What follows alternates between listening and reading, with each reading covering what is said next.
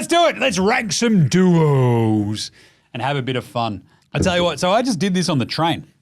I was like, who are the best two dudes that I want to take in an NBA Jam style kind of tournament? But it's not actually like how they sort of fit together in an NBA Jam style tournament. It's not like White Man Can't Jump where you got Sydney and the other fucking dude. What's his name? I can't remember. What is the quince? That's going to fucking bug me. Why can't I remember his name? Woody Harrelson and Wesley Snipes. It was Ron Shelton fucking directed that. Billy, where's my money, Billy? I'm going to go to the car, get my gun, and shoot all you motherfuckers. Anyway, it's not so much, it's more about like if I've got these two dudes, I feel the best, right?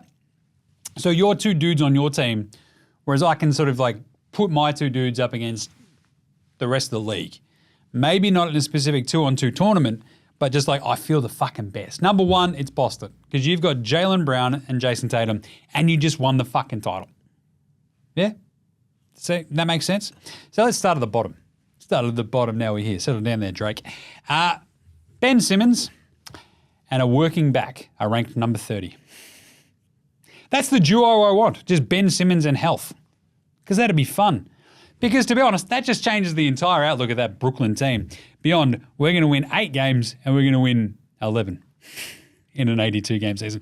Now, look, Simo, if he's healthy, we're fucking laughing. You put Simo next to Cam Johnson, you put Simo next to Nick Claxton, off you go, you're flying. But Brooklyn is ranked 30 because that team is bereft of any sort of talent. It's like Cam Thomas, Dennis Schroeder, I am German, Rondo, Claxton, Simo, Cam Johnson. It's like just Dorian Finney-Smith and Cam Johnson are like fucking, it's like a personified trade chip. It's weird, but that's where they are. Number 29, Jaden Ivey, Cade Cunningham. That's kind of their duo. Their duo is probably actually Cade Cunningham and Jalen Duren, or Cade Cunningham and their Thompson twin. We figured this out last week. It's Orsa. That's not a great shooting combo. Cade and Ivy. I don't mind that. We'll just go with that. Cade and Ivy. They have so much weirdly untapped potential that we've seen from a run of shit fucking coaches there in Detroit. Now they've got a couple of actual like, veterans around them. I want to see them just be awesome. Can they? Maybe. Will they? Probably not. But it'd be kind of fun-ish finding out. I love the idea of Jalen Duren and Cade Cunningham. Build around those two. But Ivy, he's such a question mark. And as we sort of fucking banged on all about last year, like Monty just being like, who the fuck are you? And him going, I'm Jaden Ivey. I was a lottery pick last year, fuckhead. And he's like, never heard of you. So, you're my coach, fuckhead. Anyway, 28. This is why I was so down on the Bulls. Josh Giddey and Kobe White? Patch Williams? Like, Adam Zachy Cakes Levine? Like, what are we doing here? Because obviously it's like Zach Levine and Vooch. But what have we seen from Zach Levine and Vooch in years past? Fucking shit. So we're going to put Giddey in there and go, Giddey and Levine? Maybe. Giddey and Vooch? That's a horrible vibing NBA Jam style thing. That's why they're all the way down here. It's so hard to get excited about a duo. It could be in 12 months' time, Giddey and Buzelis, which I'm actually kind of like, fucking that's a lot of tall, skinny white dude. But they can hoop. So we'll find out. But for the moment, it just feels bereft of excitement. Poole and Kuz, Washington. Kuzma, that just, ugh, I hate that team. Scoot and Shaden from Portland. Or you go Scoot and Simons. Scoot and Ayton. See, this is why they're here as well, because I feel like Scoot came along in leaps and bounds in the last quarter of last season. Simons always sort of tends to get injured, but he has like fucking 25 points per game scorer like potential. He could be a weapon. He could also get traded. Like who fucking knows? Shaden, he's already injured. He's jumping out of gyms. He's awesome. We fucking love Shaden Sharp.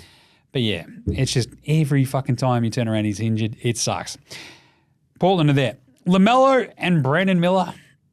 LaMelo and Mark Williams. It's LaMelo, Miles Bridges, gross. But it's probably LaMelo and Brandon Spindles-Miller. Miller was really good as a rookie. A lot is going to hinge on him in Charlotte this year as that second scorer next to LaMelo. Obviously, a lot of it just depends on LaMelo's health. But that's a fun duo. Like back and forth, LaMelo and fucking Brandon Spindles-Miller. Let's go. I'm here for it. Lauri Markkanen and Keontae George for Utah are next up. That's a bit of a classic NBA Jam one. Big, small, away you go. The thing is Keontae George good? Cody Williams might just take all his minutes this year and we just wouldn't bat a fucking eyelash. I think Keontae George is good. Jordan Jeremy Clarkson thinks he's better than Keontae George. I think this is the year for Keontae George, though. Planting my flag on the Keontae George hill. Toronto. Again, is it Scotty Barnes and RJ Barrett? I think it is. It's a weird, fun, interchangeable, lot of size, couple of dudes, but you play as them in NBA Jam and you're like, they can do everything, but they're shit. Right? Like they're good at everything, but they're great at nothing. Just saying. Just saying. But I do like the idea of Scoob and RJ. I just don't know what the fuck's going on with this Toronto team this year. Atlanta. I kept going back and forth on Atlanta and Toronto in terms of these rankings because I think it's Trae Young and Jalen Johnson. I think he's fucking awesome. Just keep an eye on Jalen Johnson this year. He's gnarly. You've also got Clint Capella, Onyeka Okongwu, but Jalen Johnson is an ascendant star that no one fucking realizes because we spend all this fucking time and energy talking about Trae Young when it comes to Atlanta. And Trae Young just might actually be a bit shit. But now they've gotten rid of DeJounte, maybe this is his year to bounce back. I'm just saying, I think they're better than we think. Another weird combo. Jalen Green and Şengün for Houston. Houston's just weird because we've talked about this before. Too many dudes. They've got so many dudes. This is why it's going to be so hard for Jack McVay to get into that fucking team because they've just got dudes coming out the wazoo. Cam Whitmore is just like, fucking, I'm awesome. And everyone's like, you're our fourth string guard. Shut up. Like Dylan Brooks is ready to punch everybody. And Jalen Green was amazing, but when he wasn't playing with Şengün last year. But fucking here we are with them on the same NBA Jam team. It's a bit weird. It's a weird duo, but you got to look at that team and go, it should be Jabari and Jalen. But it's not because Jabari's not quite given us enough yet. Şengün looked fucking awesome last year. So it's Jalen and Şengün for now for Houston. Next up, we've got Fox and Sabonis, obviously there in Sacramento. Defensively, pretty suspect, but fucking fun. And if you're watching Sabonis on that Netflix show, you're like, yeah, he's good. Which is everybody's opinion of Sabonis. Like, hey, he's good. Can't play a lick of fucking D, but he's good. And here we are. Paolo Banchero and Franz Wagner, hello, for Orlando. If Franz can hit some threes this year, this is another of those wing duos where you play as them in NBA Jam, you're like, this should be better. But Paolo has this ability this year to be a fucking ascendant, not star, but superstar. Paolo could be a fucking weapon.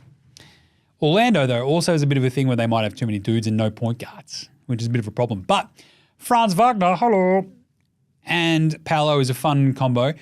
A really fun NBA Jam combo would be Jalen Suggs and Paolo, though. Because Jalen Suggs is like the Gary Payton and Paolo's like the Sean Kemp. And you know, look at the fucking background. NBA Jam, that's the best. Who's Detlef Schrempf?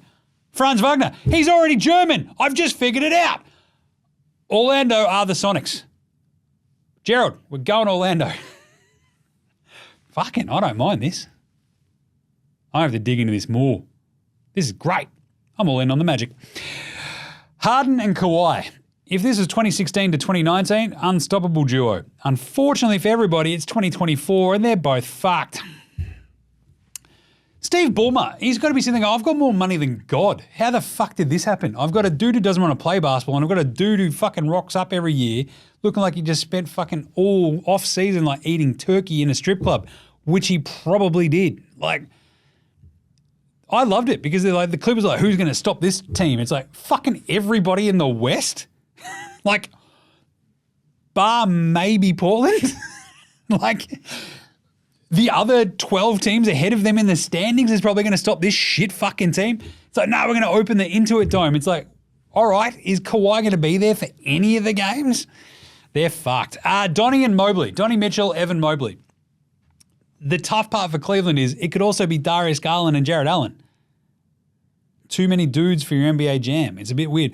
I think Donnie and Mobley gives me the most interchangeable kind of vibe. Donnie Mitchell out there sinking 50, Mobley doing everything defensively. But Jarrett Allen's a little bit more reliable defensively, you sometimes think, than Mobley. But I think, I've been saying this for 2 years, this is the breakout for Mobley. Let's fucking go. But yeah, Cleveland's a weird one. We'll talk about that when we get to the over-unders in the next show.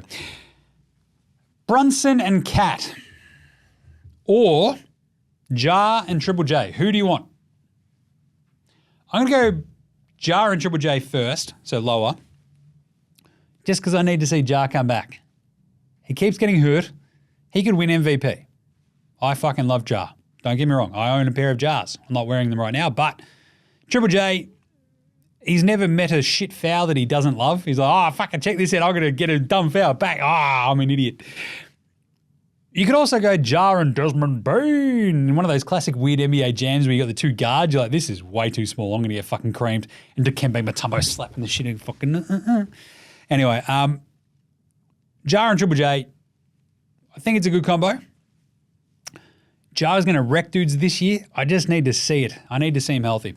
Brunson and Cat then, I'm actually probably more excited for Jalen Brunson and Mikal Bridges or Brunson and OG Anunoby, like healthy, because they barely got to use OG Anunoby last year, right? Because he got hurt after the trade deadline. It was fucked.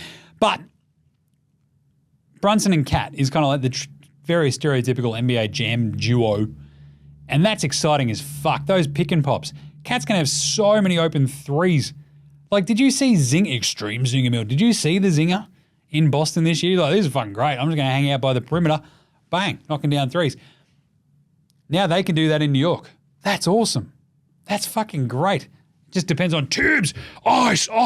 If he can actually fucking, convince himself to do it. But I do love that fit of those two next to each other.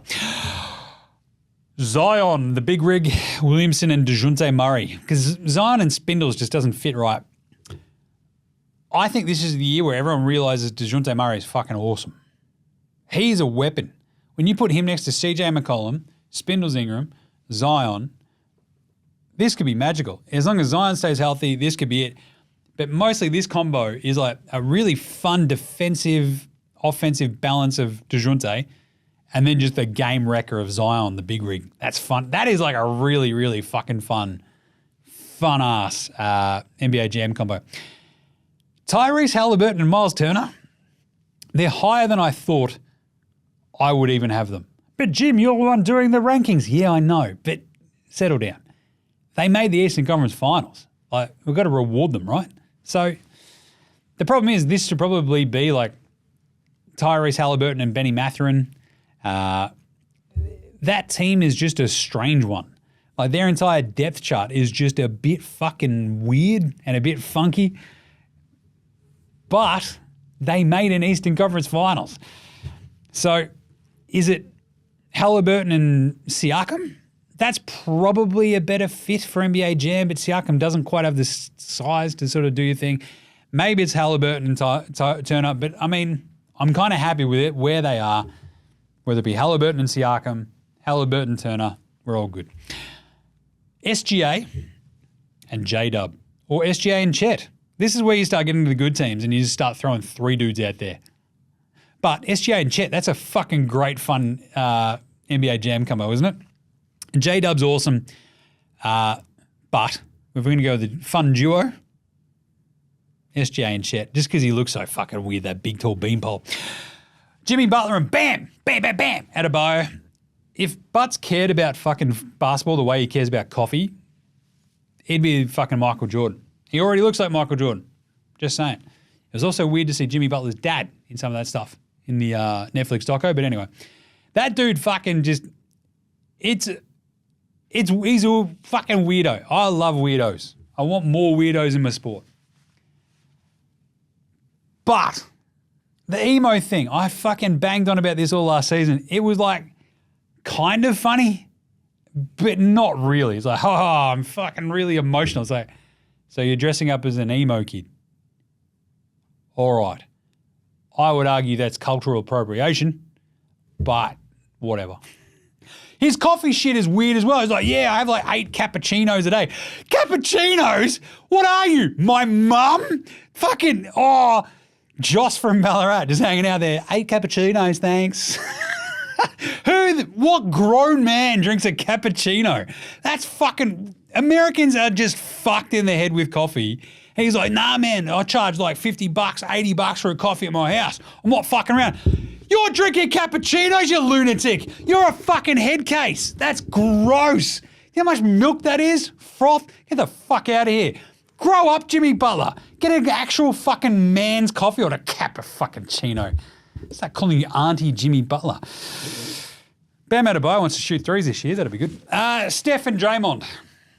It's the next one. Steph's still amazing. Draymond's still a head case, and he might just start fucking punching on even more this year. But it's still a fun combo. That's a great NBA Jam combo as well, right? You're always running Steph and Draymond out there. That's pretty good. Wemby and CP3. This is this was as high as I could get them because I think it's going to be fucking fun to watch. But Chris Paul also might be fucking cooked.